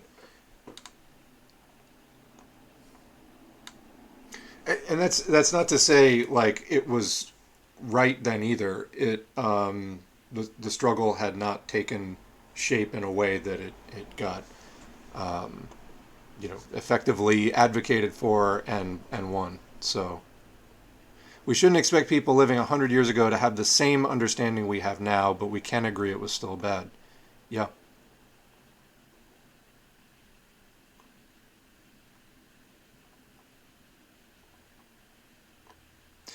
All right, so let's get into some COVID stuff, and then we will wrap it up for the day. We'll have to do another stream soon. I did 4 streams last week. Let me just say that took a toll on me, but we'll be back for at least one more this week. Because, like usual, I pulled a lot of stuff, and then we didn't get to a lot of it. So, whiplash, let's change subjects dramatically without a particularly good segue. COVID. It's here. The pandemic is still going on. Let's just, remind ourselves of that for a few more minutes, and then we'll wrap up. So here's a first article. Here's a quick one. Game changer Paxlovid. This is the antiviral pill. Turns into pandemic enigma. What's that about? It's by Arielle Dreher. Paxlovid, once hailed as a game changer for its ability to treat COVID-19 infections at home, is becoming one of the pandemic's biggest enigmas. The intrigue. There's growing concern about the link between Pfizer's antiviral pill and COVID rebound, in which patients test positive or have symptoms days after the course of the drug is completed. President Biden, First Lady Jill Biden, and NIAID Director Anthony Fauci have each relapsed. Excuse me. The FDA has asked Pfizer to investigate whether a second 5-day course of the drug will prevent the virus from returning. Now that's interesting because my understanding, this could be wrong, is one of the reasons it's a 5-day course is because it's a pretty rough drug on your system. It does some very useful things for people over 65. As we covered, recent studies showed it had no or minimal benefit for people 40 to 65. But over 65, it can help you not die, which is important. But it is still rough. It's hard on your system. That's my understanding. Pfizer executives in May suggested that patients who can't clear the virus with the first course should take more, Bloomberg reported. The big picture. Paxlovid use surged over the summer. This is the long plateau we were talking about. Many, many cases, about 110,000 cases a day if you factor in the ramp up. It might go down to 95,000 or 100,000 cases a day on average. But, we're talking about a million cases every 10 days. That's really a lot. And a lot of Paxlovid got used. So anyway, with as many as 1/3 of reported coronavirus cases treated with the drug. So we're talking about millions of people took Paxlovid. But uncertainty over what's causing the relapses and whether the drug helps younger patients is making some people wary of taking this treatment, physicians say. At least part of the problem is that people are not routinely tested after taking Paxlovid. In other words, you just take it for the 5 days and you're good, you don't get retested. Which makes it hard to establish how often rebound happens or why the virus lingers in some people. Leanna One, an emergency physician and professor at George Washington University, told CNN. So first of all, Leanna One is one of the absolute worst apologists for COVID denial and minimization. Don't listen to her. She's out here doing PR for Paxlovid because she's opposed to masks of really any kind and any other measures except for vaccines and after-the-fact pills. Not for prevention. Leanna One's terrible. In fact, if you saw that video where it started out with a TED Talk, that was her. So, yeah. I was just going to say something. What was it? Oh, as far as how often the rebound happens, I think that the last estimate I saw was 10%. There was an article I was going to do in a video I wound up not doing from, I think it was in the Boston Globe about rebound from 3 months ago. Anyway, even Pfizer's initial, test and study results before they released the drug showed that there was this rebound effect. So, it was known prior to. It's just that it worked, 90% of the time, so okay. But, so I don't know if this is there's more rebound or what. A large study of more than 109,000 people in the New England Journal of Medicine concluded that the drug significantly reduced hospitalizations and deaths among patients aged 65 and older, but there was no evidence of benefit in younger adults. The prospect of reinfection shouldn't discourage older or high-risk patients from taking the pills, says Yale infectious diseases specialist Scott Roberts. Quote, rebound is almost always more mild than the initial course, he told Axios. Paxlovid could have the added benefit of warding off long COVID or symptoms that linger beyond the first 30 days after testing positive, and studies to determine this are underway. So that is one of the theories of what causes long COVID is that one of the factors could be persistent infection. It's unclear if that's in every case, but it's been theorized that if there was a good antiviral drug, that might help defeat long COVID, which would be great because about 20% of people who get COVID get long COVID. It's more if you're unvaccinated and less if you are, but that's a lot of people. When you're talking about 110,000 cases a day, as we had seen throughout this sustained multi-month plateau, you're talking about 22,000 people a day getting long COVID. That's fucking terrible. We're talking about brain shrinkage, brain damage, brain fog, as they say, executive functioning, disability. Basically, you're less able to think about and plan your life and set goals and things. Muscle pains, fatigue, shortness of breath, lung damage, etc. So it's bad stuff. And it can last a year or longer. Anyway, but availability of the drug could change before clear answers emerge. What? The Biden administration has only bought enough pills to supply Paxlovid through the middle of next year, after which it will transition to the commercial market. Oh, great. So COVID won't be over. You'll just be on your own as far as how much will it cost? We don't know. HHS Assistant Secretary for Preparedness and Response Dawn O'Connell wrote in a blog post on Tuesday. So, them trying to both make people convinced the pandemic is over and profit off of it, these are interconnected concepts. Between the lines, COVID rebound has also been observed in people who have not taken Paxlovid, and some experts believe that it might be a natural course of the infection to see symptoms ebb, then return. COVID's course, quote, is not a purely linear response. It waxes and wanes a little bit, said Jonathan Lee, Harvard Medical School researcher and co-author of a preprint that found high levels of rebound in people who hadn't been treated with the drug. That's news to me. I don't think that that was the case with earlier strains because I remember looking at charts of viral load and I did not see big waves in it. I'd be curious. They did link the preprint. Maybe I'll check that out. Maybe not. State of play. The CDC recommends Paxlovid for those over the age of 50. Okay, even though it shows no benefit for most people until you're 65, but sure. And for those with medical conditions like lung or heart disease that makes them high risk, although the drug's emergency authorization does cover anyone 12 years old and up. Research in clinical infectious diseases found the drug remains effective for vaccinated people who contract COVID-19, reducing emergency room visits by lowering the risk of complications like lower respiratory tract infection and cardiac arrhythmia. Beyond the Pfizer study requested by the FDA, a clinical trial of immunocompromised people is evaluating if Paxlovid should be used for 5, 10, or 15 days. What they're saying, quote, the consensus by the vast majority of people caring for COVID patients is that the rebound is not really a side effect of Paxlovid. It is more that are we treating people for long enough or not? Hopefully that was clear. It's more that are we really treating people for long enough or not? So it could be that the drug is making the virus recede, but then the course of treatment is stopped and then it bounces back. All right, lastly, yes, but, quote, this is where having a well-designed, well-controlled study helps us to understand disease better, and this is the challenge of anecdotal reports. Without a control, it's really hard to know what's actually happening. Kara Chu, an infectious disease physician at University of California, Los Angeles, said.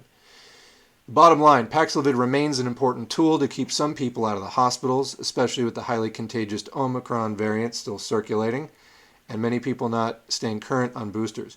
So, yeah, Omicron, sure, but we're on BA5 now. They need to give it a new name. And then BA 4.6 is coming in after that. So it's not really Omicron, which is the BA1 stuff.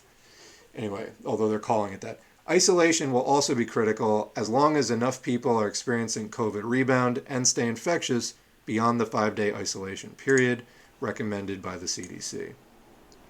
So very inconclusive stuff, but familiarizing you at least with some of the basics around this. So I believe this is the next article I want to cover. Yeah, which also discusses Paxlovid. This is from the SF Chronicle. Omicron finally got me after 2 years of being COVID hermit. Then doctors made it worse. BA5 just wiped me out for 12 days. Why did doctors let me get sick instead of giving me Paxlovid? Written by Matthew Fleischer, September 4, 2002. There's a picture there of Paxlovid. It says Paxlovid can help alleviate the symptoms of COVID, but there are restrictions on who can get a prescription. I knew right away that it was going to be bad. It was a hot, humid night, almost 90 degrees, but my body was freezing. Putting on a sweatshirt and diving under a blanket couldn't warm me up. My head, on the other hand, was on fire. I had a temperature over 100 degrees and needed ice packs piled on my forehead to cool down. The coughing wouldn't stop. I didn't need a test to tell me that I'd finally caught COVID. For more than 2 years, I basically lived like a hermit to avoid just this scenario. Sure, after getting vaxxed and boosted, I didn't think COVID would kill me, but I don't exactly have a gold medal immune system. Even a common cold gives me a rough time. I imagined COVID would lay me out with symptoms that could drag on for weeks or possibly months. So I stayed away from the office, indoor gatherings, and restaurants. The gym, no thanks. 15 extra pounds was worth it to avoid getting sick. But this summer was my sister's 40th birthday. She and the rest of my family live on the East Coast and were throwing a big party, so I decided to leave my cave and fly to see them. And let me just say, every I finally caught COVID story begins with something like this. Something like, I had been really careful, and then I decided to just put down my guard one time. And honestly, that's how I got COVID. I was extremely strict in 2020, and after about 9 months in December, I wasn't even really indoors. I just went somewhere where there was a lot of people, and most of it was outdoors. And I was, anyway, that's where I got it. It was like one time. That's all it takes.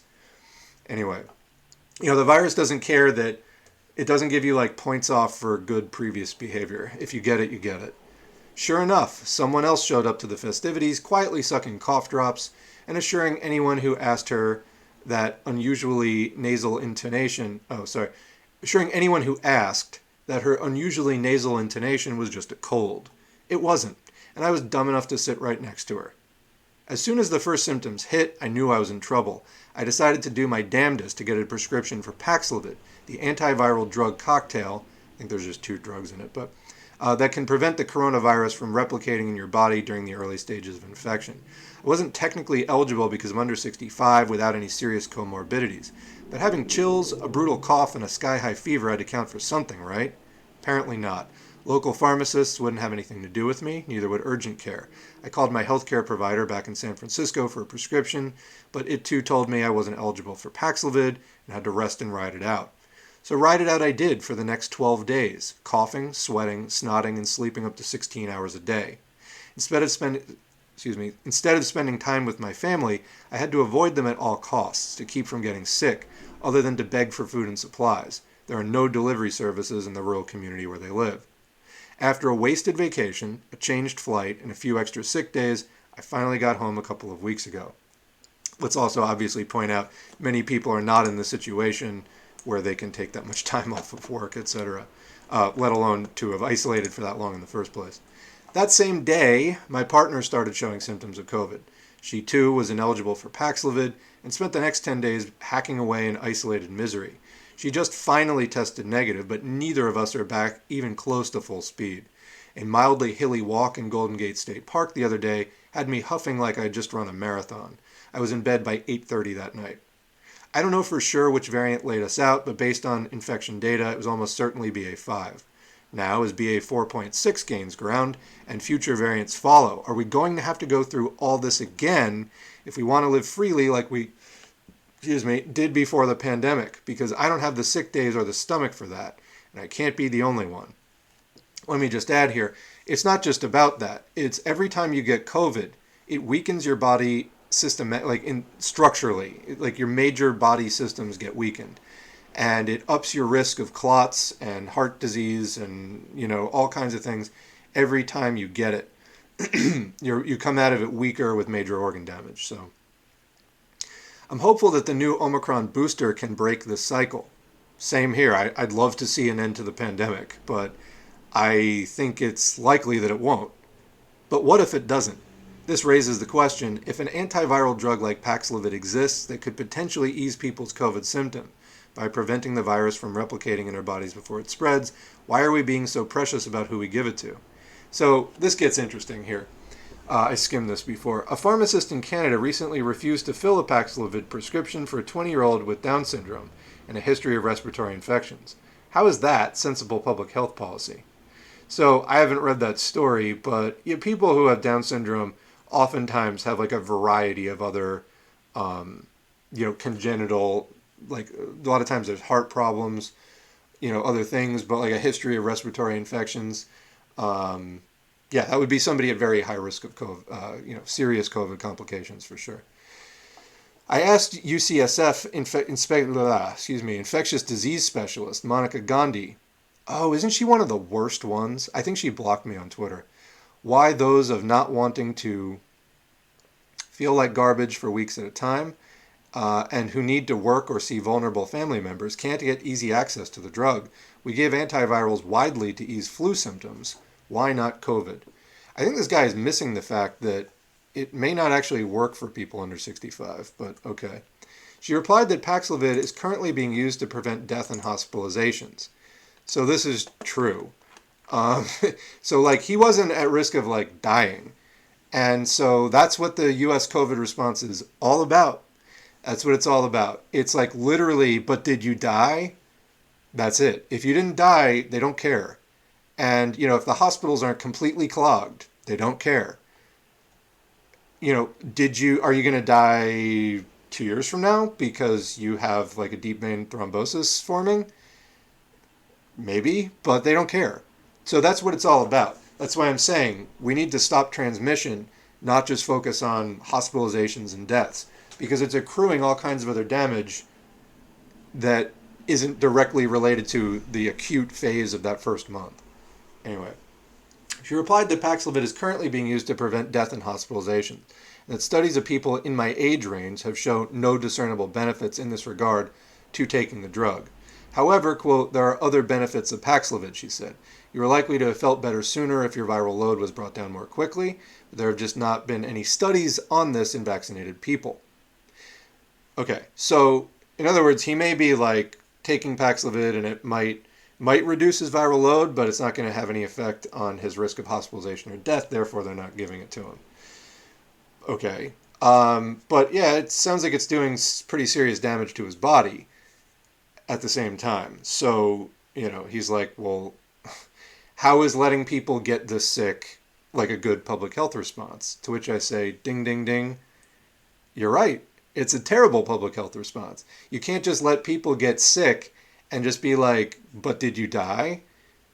Because disease isn't just about that. It's not just about like acute infectious disease killing you within a few weeks or not.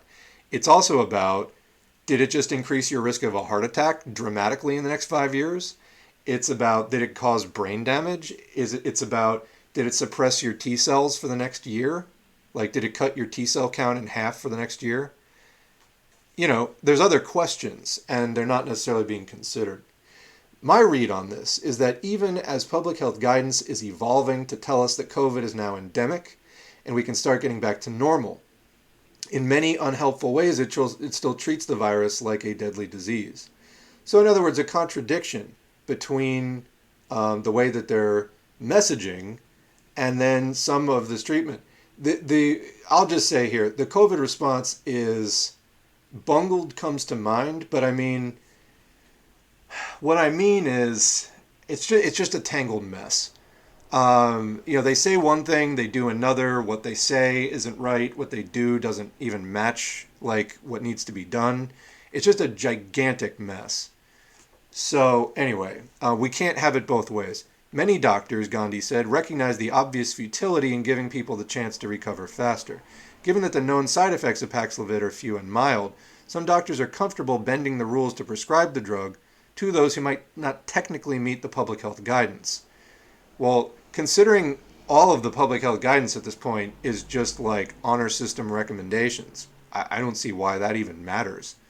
But yeah, that works in the US because the feds are currently footing the bill and they aren't rigorously checking who does or doesn't have dire comorbidities. But Paxlovid is expensive, and as the federal government cuts off funds, so there's the question as to how much it's going to cost once the government does stop paying for it. It's expensive. And as the federal government cuts off funds and insurance companies start taking on the cost of the drug, you can expect those eligibility requirements to lock in even tighter than they are now. Great. What happens then if the Omicron booster shots prove ineffective at preventing breakthrough infections like the one that waylaid me? Are we willing to let perpetual sickness be the cost of normalcy? Well, if you don't know the answer to that one by now, the only real variable in there is who you're calling we, because I'm not, but clearly the people who have money and power do. They are willing to do that. Based on America's COVID response thus far, I'm fairly certain that the answer to that is yes, unless folks start agitating. Hey, welcome aboard. I mean that. Like, seriously, this needs to spread throughout society. I don't know why this isn't like just everyone's first thought, to be honest. But yeah, welcome aboard. Are we going to rely on insurance company actuaries and the power of positive thinking to guide us back to normal with all the attendant consequences? Or are we going to insist that public health officials study all tools in the arsenal that could get us there with as little misery as possible? That was Matthew Fleischer, editorial page editor. So that's the end of that article. I mean, he's like advocating for Paxlovid as an intervention. That, I think, is that's a relatively minor tool. We need things more on the social, behavioral, behavior adjustment level. Like we need mask mandates and things like that. I think they just went in the opposite direction. Like mask mandates, where they were in effect, have even been eased even more this week. They're setting us up for just a complete resurgence of this disease. Actually, here, 2 short articles. I'm going to go to actually the same time that I usually do anyway, about 15 after. So here's where we're already at. Omicron subvariant BA2, this is the one that came in March and April, is just as contagious as measles, says former World Health Organization official. Professor Adrian Esterman said it was 40% more transmissible than BA1, that was Omicron. which drove the massive spike that we saw in December and January. Britain's daily cases have risen continuously over the last 2 weeks. Some experts say that BA2 is, quote, the most important driver behind this increase. And my understanding is the UK had a bigger BA2 spike relative to BA1 than we had in the US. In the US, BA2 was kind of a non-event. It was like background noise and then built into a plateau that BA4 and BA5 made the peak on. But in the UK, I think it was like they got a huge BA1 spike in December and January, and then also a pretty big BA2 spike, which we didn't see in the US. Anyway, a substrain of Omicron spreading rapidly around the world may be as infectious as measles, etc. He claimed it would have a basic reproduction number, R0, of around 12, meaning that if left to spread unchecked, every infected person would pass it on to a dozen others. It would make the substrain 5 times more infectious than the original Wuhan virus and one of the most contagious diseases known to science. So, I think that we've discussed this briefly before. I just wanted to sort of bring up the article to mention it. This is entirely the product of human activity. This could have been stopped. So the fact that we created BA2 through just letting it spread, letting it mutate. I mean, I don't mean we created it in a lab. I mean, we created it in our bodies because the mutations arise during replication. Genetic material gets altered, during replication. And sometimes it confers an advantage to the organism. And we've seen many mutations in COVID, SARS coronavirus 2, that have conferred substantial advantage to it. It will be more contagious, more virulent, or disease-inducing. So congrats. We have created something that vies for the top slot as far as the most contagious virus, and it's entirely due to just letting it spread. So BA4 and BA5 are even more contagious than BA2. So that's where we're at. And again, this didn't have to happen, and whatever the fucking next mutation is, again, it's going to be the product of just letting it rip, letting it spread. Just wanted to remind people of that. The original R0, R0 number for original COVID was like 2.5. Somewhere between like 1.5 and like 3.5, I think. And now we're up to 12. So congrats on creating the most contagious virus known to humanity. All right. Last article, and we're going to wrap this up. So this is from Nature, the journal. This is from back during like the tail end of Omicron, 24 January 2022. COVID-19. Endemic doesn't mean harmless. Rosy assumptions endanger public health. Policymakers must act now to shape the years to come. The word endemic has become one of the most misused of the pandemic, and many of the errant assumptions may encourage a misplaced complacency. Doesn't mean that COVID-19 will come to a natural end. Let's say that again. It doesn't mean that COVID-19 will come to a natural end. And let me just say before going on here, this virus has been nasty. It causes brain damage in many people, infects the immune system, infects T cells directly, all kinds of stuff. And it comes in huge waves. It comes in massive waves that spike over the course of months and infect millions of people at a time. In the United States, for example. And it's also been mutating consistently to become more contagious and more severe. So what do you think going hands-off on this is going to do? I think it's likely to continue. Could it magically, go away? I guess, but is that likely? Is that something you should count on? No. That's what this article is about. To an epidemiologist, an endemic infection is one in which overall rates are static. Okay, so that's endemic. Overall rates of the disease are static, not rising, not falling. More precisely, it means that the proportion of people who can get sick balances out the basic reproductive number of the virus, the number of individuals that an infected individual would infect, assuming a population in which everyone could get sick.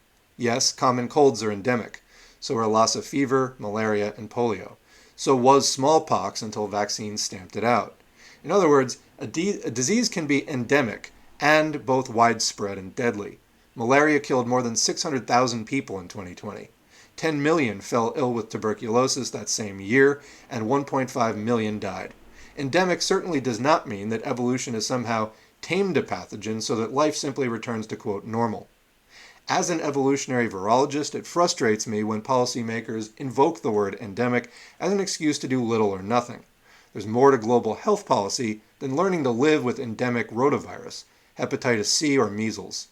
Stating that an infection will become endemic says nothing about how long it might take to reach stasis, what the case rates, morbidity levels, or death rates will be, or, crucially, how much of a population and which sectors will be susceptible. Nor does it suggest guaranteed stability. There can still be disruptive waves from endemic infections, as seen with the U.S. measles outbreak in 2019. Health policies and individual behavior will determine what form, out of many possibilities, endemic COVID-19 takes. Next slide. So that's, just to say, it's where rates aren't rising or falling. They're static, so it's just sort of the background noise level of the disease. They were trying to tell us with Omicron, actually, before we move on to this slide, they were trying to tell us with Omicron, let me bring up the BioBot thing, that, after Omicron, COVID is now endemic. Well, look at the rest of this year. There's a giant, thing, and then a plateau, and then a spike. So having big waves like that, that's the opposite of endemic, okay? It's rising and falling. So we're still getting huge waves. It has not stabilized. It has not reached stasis. This is very much not endemic. So the claim that it's endemic is just frankly wrong. So anyway, soon after the Alpha variant emerged and spread in late 2020, I argued that unless infections were suppressed, viral evolution would be fast and unpredictable, with the emergence of more variants with different and potentially more dangerous biological characteristics. So let's throw in here SARS-1 and MERS, much higher mortality rates. I think SARS-1 off the top of my head is around 15% mortality. MERS is closer to 35, although it's possible that that's artificially elevated due to weaker cases not being counted. It's still super high. COVID is nowhere near that currently. So you don't want it to get that high either. But it could, if it mutates in just the right way, it could definitely do that. Anyway, and that's the case. We did a study, read a study in a previous COVID update about this, where a coronavirus that wasn't lethal to mice evolved in, I think, 7 generations to be lethal to mice. So that can definitely happen. Anyway. Since then, public health systems have struggled under the highly transmissible and more virulent Delta variant, and now there is Omicron. Remember, this is January. With its substantial ability to evade the immune system, causing reinfections and breakthroughs. Beta and Gamma were also highly dangerous, but they didn't spread to the same extent. By the way, the substantial ability to evade the immune system, that's even more the case with the later variants in the Omicron family, BA2, 4, 5, etc. The antibodies can't latch onto them. There's different things that happen that they evade the immune system. So you get sick again. And you may stay sick for longer. The same virus can cause endemic, epidemic, or pandemic infections. It depends on the interplay of a population's behavior, demographic structure, susceptibility, and immunity, plus whether viral variants emerge. Different conditions across the world can allow more successful variants to evolve, and these can seed new waves of epidemics. These seeds are tied to a region's policy decisions and capacity to respond to infections. Even if one region reaches an equilibrium, be that of low or high disease and death, that might be disturbed when a new variant with new characteristics arrives. COVID-19 is, of course, not the world's first pandemic. The fact that immune systems have evolved to cope with constant infections and the traces of viral genetic material embedded in our own genomes from ancient viral infections are testament to such evolutionary battles. It's likely that some viruses went extinct on their own and still caused high rates of mortality on their way out. There is a widespread, rosy misconception that viruses evolve over time to become more benign. Raise your hand if you have heard that COVID is just going to evolve itself out. This is not the case here. There's no predestined evolutionary outcome for a virus to become more benign.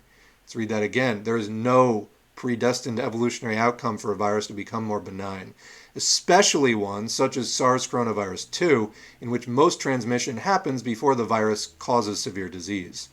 Consider that Alpha and Delta are more virulent than the strain first found in Wuhan, China, and also detected in wastewater in Italy in 2019. The second wave of the 1918 influenza pandemic was far more deadly than the first. Much can be done to shift the evolutionary arms race in humanity's favor. First, we must set aside lazy optimism. I think if there was a two-word descriptor for the U.S. response, lazy optimism is top 3 contender. Second, we must be realistic about the likely levels of death, disability, and sickness. Targets set for reduction should consider that circulating virus risks giving rise, that circulating virus, i.e. spreading virus, risks giving rise to new variants. Third, we must use, globally, the formidable weapons available, effective vaccines, antiviral medications, diagnostic tests, and a better understanding of how to stop an airborne virus through mask wearing, distancing, and air ventilation and filtration. Fourth, we must invest in vaccines that protect against a broader range of variants. So that's coming out now, but my understanding is the Pfizer one, I think I could be wrong, is 50-50, old extinct strain and BA4, BA5. There's no point to that. That's like, there's no point to that. The best way to prevent more, well, there may be a little point to it, but it's not the most targeted approach. Anyway, the best way to prevent more dangerous, or more transmissible variants from emerging is to stop unconstrained spread, and that requires many integrated public health interventions, including, crucially, vaccine equity. The more a virus replicates, the greater the chance that problematic variants will arise, most probably where spread is highest. The Alpha variant was first identified in the United Kingdom. Delta was first found in India, and Omicron in southern Africa, all places where spread was rampant. Thinking that endemicity is both mild and inevitable is more than wrong, it's dangerous. It sets humanity up for many more years of disease, including unpredictable waves of outbreaks. It's more productive to consider how bad things could get if we keep giving the virus opportunities to outwit us. Then we might do more to ensure that this does not happen. So that's from Nature 601. DOI number is on the screen if you want to look it up, or you can, I'm sure, just find it through the title.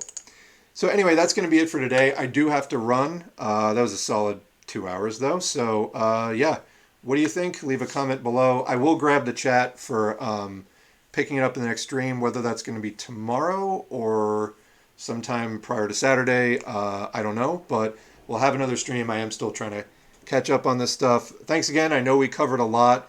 I can't even actually properly wrap it up right now. But again, get in your comments and we'll pick it up from there.